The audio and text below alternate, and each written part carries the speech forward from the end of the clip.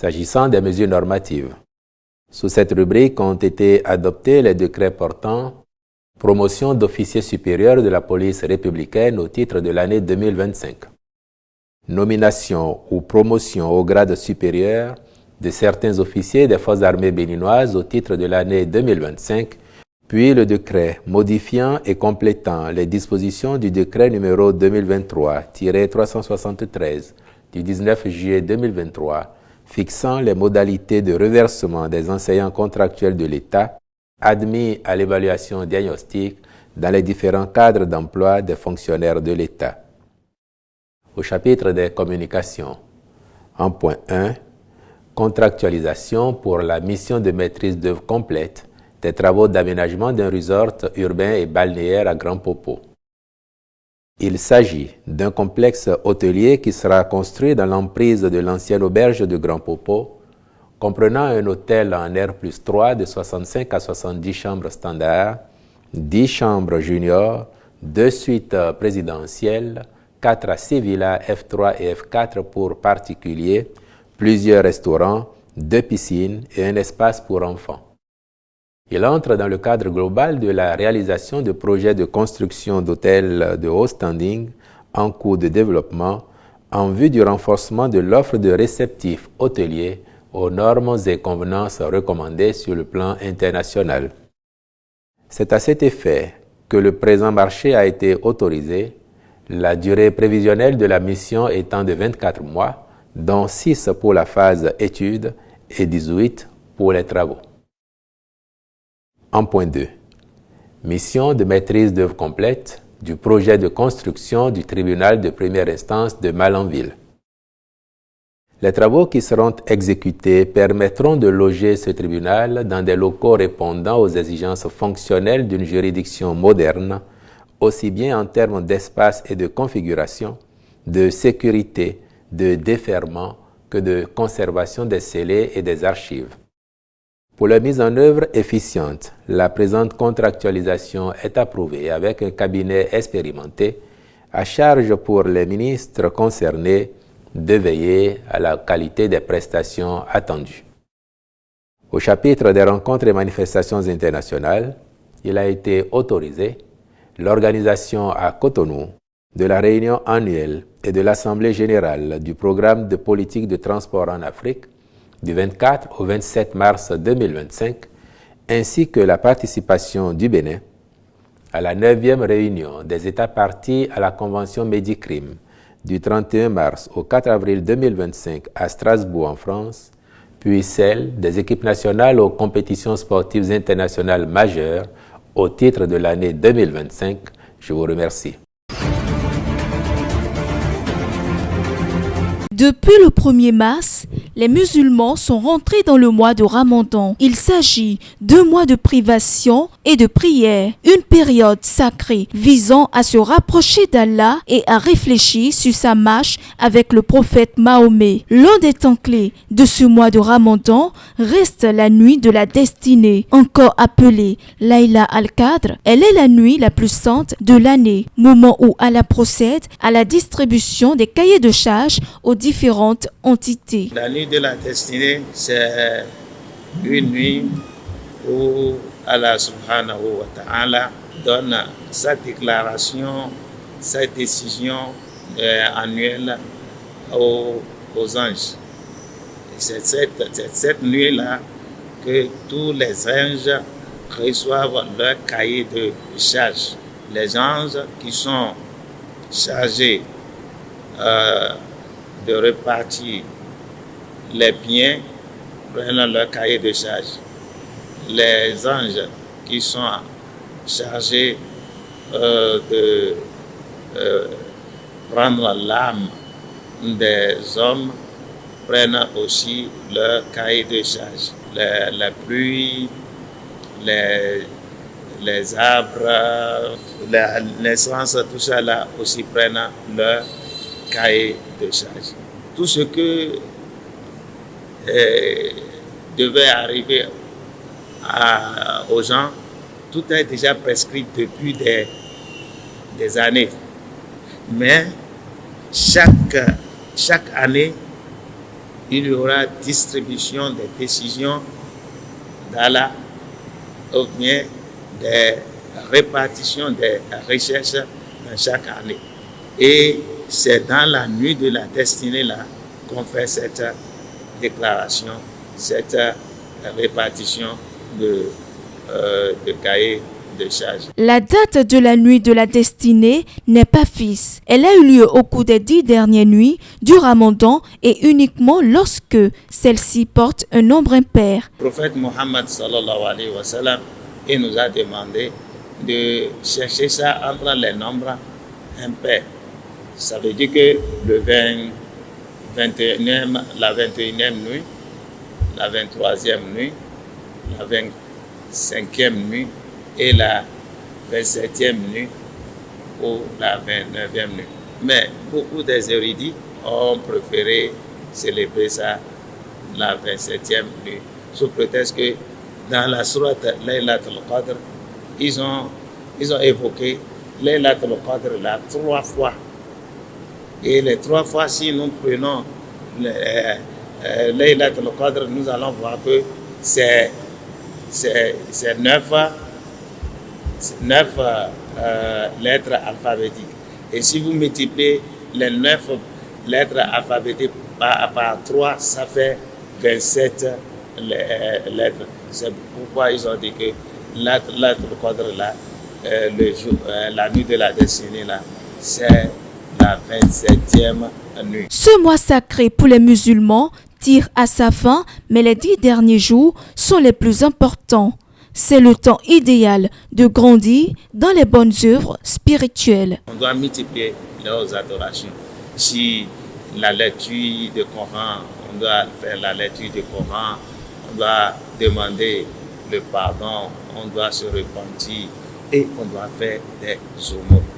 Il faut se rappeler d'Allah. Le rappel de Allah, ce n'est pas seulement la langue, ce n'est pas seulement la bouche, avec tous nos différentes parties du corps. Nous devons se rappeler d'Allah. Pendant cette sainte nuit de la destinée, les musulmans prient jusqu'à l'aube. La nuit est assez courte pour élever vers Dieu ses supplications et l'on recommande à tous les musulmans d'honorer cette pratique. Je le jure. Je le jure. Je le jure. Je le jure. Je le jure. Je le jure.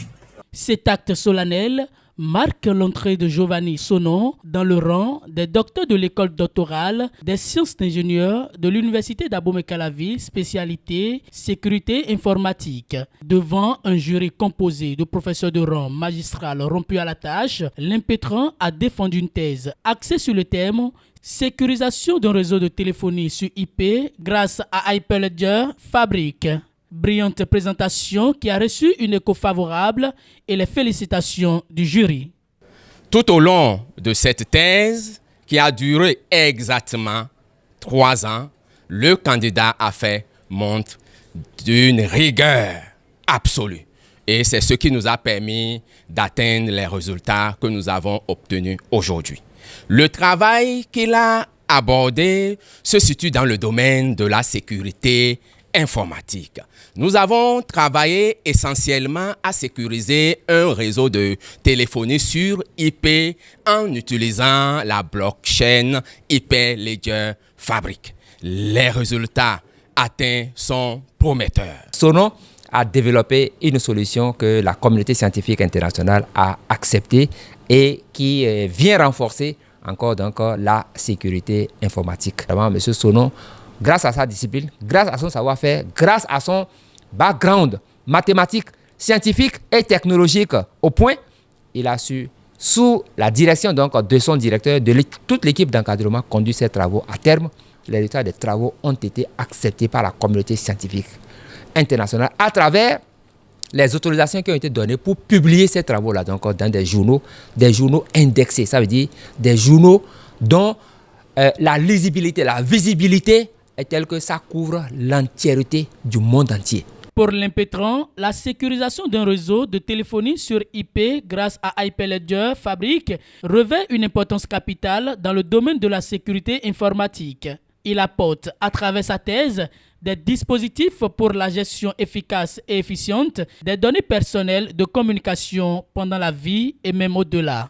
À travers nos travaux dans notre thèse, nous avons proposé un système qui sécurise toute la chaîne de communication, donc en partant de la sécurité apportée aux données post-communication, comme vous l'avez dit, aux données post-mortem, comme vous l'avez dit. Mais avant cela, nous avons d'abord apporté la sécurité à l'enregistrement d'un utilisateur dans un système de téléphonie sur IP. Donc, quand nous parlons de système de téléphonie sur IP, nous parlons des systèmes comme WhatsApp, des systèmes comme Messenger, des systèmes qui permettent de pouvoir utiliser la connexion Internet dans un réseau pour pouvoir communiquer. Donc, même quand le réseau n'est pas connecté à Internet, ce système doit pouvoir fonctionner. C'est dans ce genre de système que nous avons apporté la sécurité en renforçant la sécurité au niveau de l'enregistrement d'un utilisateur, en proposant un modèle pour sécuriser l'authentification d'un utilisateur, en proposant un modèle qui sécurise la chaîne de communication entre deux utilisateurs et en renforçant la sécurité des données post-communication et des données après la mort aussi. Dans la salle de soutenance, Dr Sono avait aussi à ses côtés des parents, alliés et amis. Il souhaite plein succès à l'heure du jour. C'est avec beaucoup de joie, beaucoup de gaieté de cœur que nous sommes venus assister à la soutenance de mon frère. Je m'en vais le féliciter pour ce travail remarquable qu'il a fait. Et je lui souhaite beaucoup de bonheur et beaucoup de continuité. C'est avec beaucoup de fierté que nous avons accueilli un nouveau docteur dans la famille Sono. Je vais lui souhaiter de faire preuve de beaucoup de courage, beaucoup de résilience et surtout, comme son mentor l'a dit, d'être aussi assidu et aussi fidèle comme il a toujours été. Comptant sur les différents amendements apportés par les membres du jury, Dr Sono pense innover davantage dans le secteur pour une sécurité plus accrue des systèmes de communication modernes. La photo de famille a mis un terme à cette soutenance.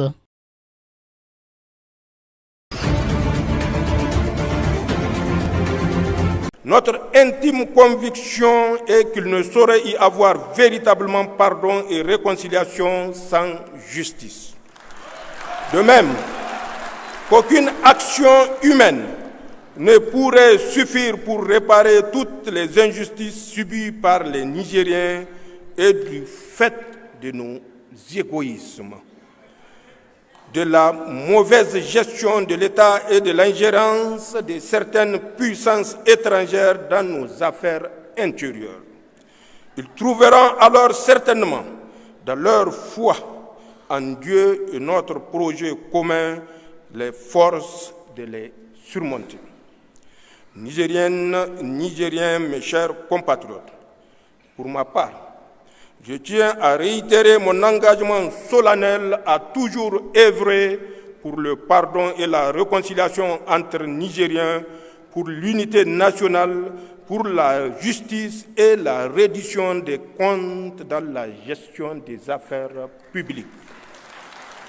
Par conséquent, c'est le lieu de dire qu'il n'y aura, sous le régime du Conseil national pour la sauvegarde de la patrie, que j'ai l'honneur de présider, ni chasse aux sorcières, ni impunité, ni protection politique offerte à un quelconque Nigérien face à la justice ou à la commission de lutte contre la délinquance économique, financière et fiscale, COLDEF, que nous nous devons tous de soutenir en lieu et place des critiques stériles dont elles font souvent l'objet.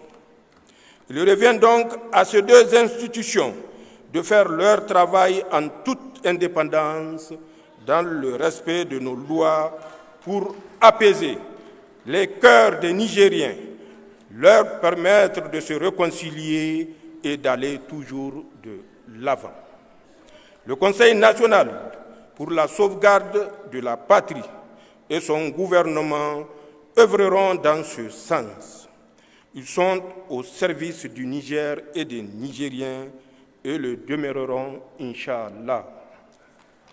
Nigériennes, Nigériens, mes chers compatriotes, au terme de mon propos, je tiens une fois de plus à féliciter le comité d'organisation des assises la commission chargée de diriger les travaux des assises, l'ensemble des participants aux assises, ainsi que tous ceux qui ont contribué d'une manière ou d'une autre à leur bonne tenue.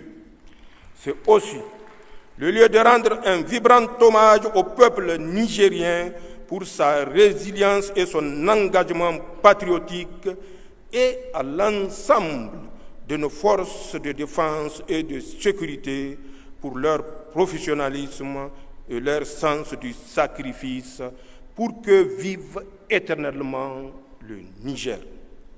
Enfin, en ce jour de Laylatul Qadr et fin du mois béni de Ramadan, j'aimerais d'abord vous demander de multiplier les invocations pour que le destin de notre pays, auquel nous avons donné une nouvelle impulsion depuis le 26 juillet 2023, soit heureux à la hauteur de nos légitimes aspirations communes.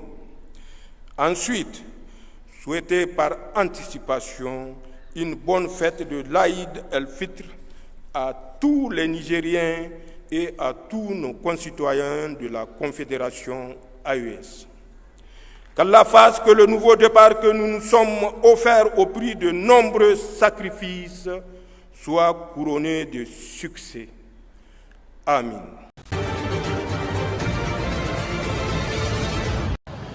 Bourama Doumbia est réparateur de téléphone au grand marché de Bamako. Il y a un an, son atelier ne désemplissait jamais. Mais les coupures d'électricité dans la capitale malienne ont perturbé son activité, aujourd'hui au point mort. Avant, nous pouvions rester 38 heures sans électricité. Mais maintenant, nous avons du courant pendant une certaine période de la journée et je m'organise pour faire mon travail. Il y a moins de coupures que l'année dernière, mais ce qui concerne les clients, il y en a très peu pour l'instant. Actuellement, le pays est froid. Situation bien différente pour Brice Bado, qui propose des solutions énergétiques alternatives. Nous avons démarré progressivement avec 40 clients pour être aujourd'hui à plus de 200 clients avec un impact direct sur plus de 2000 personnes. Les clients ont la possibilité d'acheter des compteurs monophasés pour les usages familiaux ou des compteurs triphasés pour des entrepreneurs, notamment des boulangeries, des soudeurs.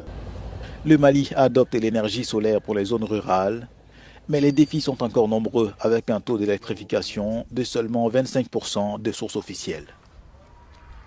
Donc ici, si l'eau est venue au niveau de Maxi, ça veut dire que c'est bon. La demande de la population a augmenté de 4 à 10% et l'actuel fournisseur d'énergie, EDM, n'a pas été en mesure de répondre à cet écart parce qu'il ne dispose pas de la technologie ou du remplacement des pièces des générateurs et qu'il n'a pas non plus les moyens d'acheter le carburant nécessaire pour alimenter les générateurs qui fourniraient alors de l'énergie aux populations maliennes. La crise énergétique qui a atteint des niveaux sans précédent continue d'affaiblir l'économie malienne, déjà ébranlée par le terrorisme et les conséquences de 2 coups d'État depuis 2020.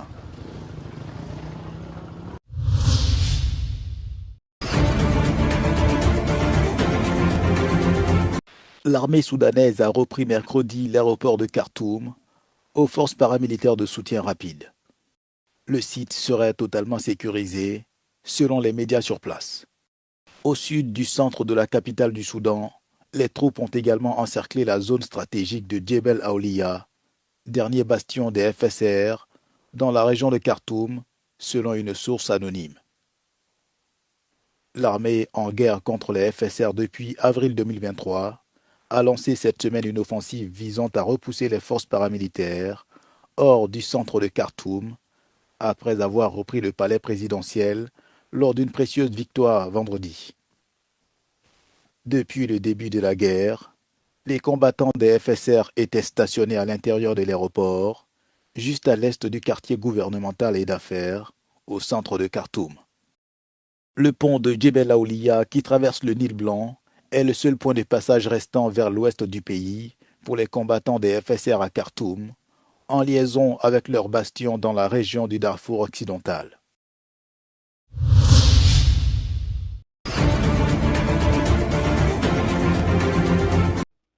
Le président du Burundi accuse le Rwanda de vouloir lancer une attaque contre son pays Évariste Ndayishimiye a déclaré qu'il avait pris connaissance de renseignements crédibles selon lesquels le Rwanda avait tenté de lancer un coup d'État il y a 10 ans au Burundi.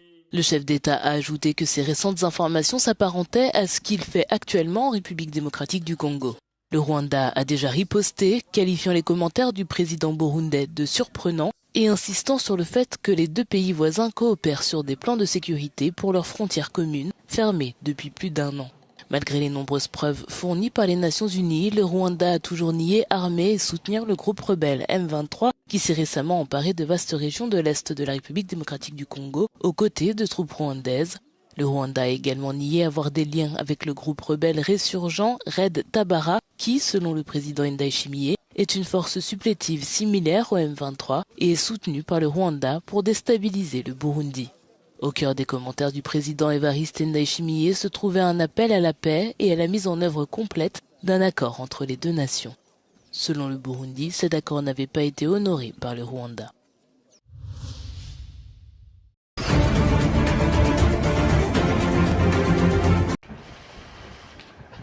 Le président du Zimbabwe Emmerson Mnangagwa a destitué le général Anselm Sanyatwe, chef de l'armée et proche du vice-président Constantino Chiwenga. Ce remaniement s'inscrit dans une série de purges visant à renforcer son pouvoir face à une contestation croissante. Des vétérans de la guerre d'indépendance appellent à des manifestations nationales le 31 mars pour exiger la démission du président. Mnangagwa, qui a pris le pouvoir en 2017 après le coup d'État contre Robert Mugabe, fait face à une opposition grandissante, y compris au sein de son propre parti, le ZANU-PF. Ses détracteurs l'accusent d'aggraver la crise économique et de chercher à prolonger son mandat au-delà de 2028.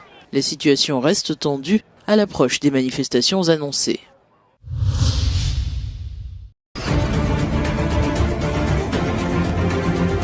La police kenyane se retrouve prise sous les feux des gangs qui terrorisent Ponsondé.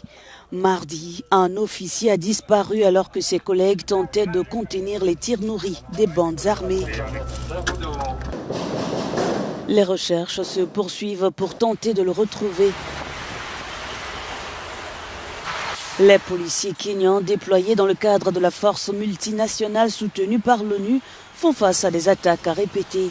Fin février, un premier policier kenyan avait été tué dans la capitale, Port-au-Prince.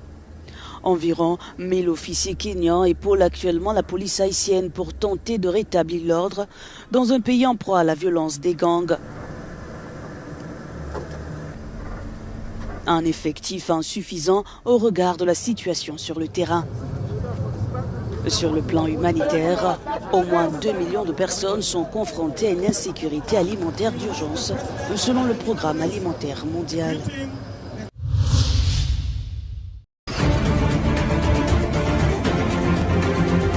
La Russie et l'Ukraine ont accepté de cesser les hostilités en mer Noire selon les États-Unis. Les deux pays se sont engagés à garantir la sécurité de la navigation, à renoncer à l'usage de la force et à interdire l'utilisation de navires commerciaux à des fins militaires, selon un communiqué de la Maison-Blanche. L'accord prévoit également une interdiction temporaire des frappes contre les infrastructures énergétiques des deux pays. Si ces engagements constituent une avancée significative vers la paix, leur mise en œuvre reste incertaine.